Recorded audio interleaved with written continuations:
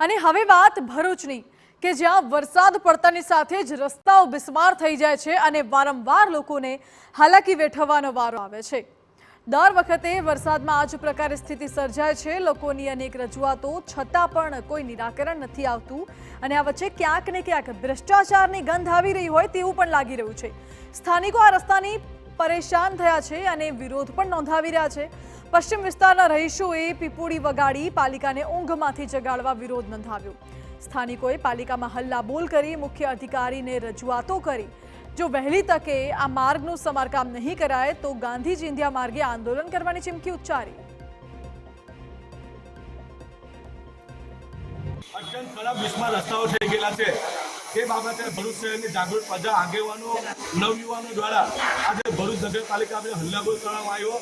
CO સાહેબે અમને આજે ખાતરી આપેલી છે કે આજે રાતથી વરસાદ નહીં પડે તો બ્લોક લગાવવાનું કામ શરૂઆત થશે અને વરસાદ પડશે તો જે ખાડા પડી ગયેલા છે ભરૂચ શહેરના તેનું લેવલિંગ કરીશું। દર વખતની જેમ પ્રજા જ્યારે રોડ પર આવે ત્યારે ઊંઘતા અધિકારીઓ ઝડપાય। ભરૂચ નગરપાલિકા રખડતા પશુઓને પકડવામાં નિષ્ફળ, શહેરનો કચરો ઉઠાવવામાં નિષ્ફળ અને રોડના ખાડા ભરવામાં પણ નિષ્ફળ ગયેલું છે। પાલિકાના અધિકારીઓ અને પદાધિકારીઓને અનેક વખતે ટેલિફોનિક અને મૌખિક રજૂઆતો કરવામાં આવી છતાંય પાલિકા દ્વારા ખાડા પૂરવામાં નથી આવ્યા। ચીફ ઓફિસરે જણાવ્યું કે પાલિકા માર્ગના સમારકામની કામગીરી કરી રહી છે પરંતુ નિરંતર વરસાદ અને હાઈવેના વાહનો શહેરમાં ડાયવર્ટ કરાયા હોવાના કારણે આ કામગીરીમાં વિક્ષેપ પડી રહ્યો છે।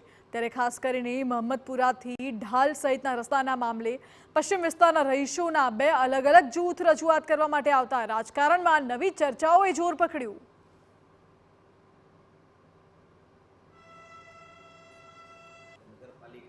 એ રસ્તા બાબતે કંઈ કામ નથી કરતી અથવા ચિંતિત નથી એવું નથી। અમે રોજે રોજ એક દિવસ છોડી એક દિવસ એ રસ્તાને લેવલ કરવાનો પ્રયત્ન કરીએ છીએ, વેટ મિક્સ બી નાખીએ છીએ। આપ લોકો જાણો છો એ પ્રમાણે હાઈવેનો જે બધો ટ્રાફિક અહીં ડાયવર્ટ થયો છે એના કારણે નગરપાલિકા એ રસ્તો બંધ કરીને કામ નથી કરી શકી। સાથે સાથે સતત વરસાદ છે, વરસાદના કારણે પણ નગરપાલિકા લેવલ અને વેટ મિક્સ નાખે છે, બીજા ત્રીજા દિવસે પાછા ઊંચા નીચા થઈ જાય છે। નગરપાલિકા સતત પ્રયત્ન કરી રહી છે કે એ રોડ લોકો માટે સારો થાય।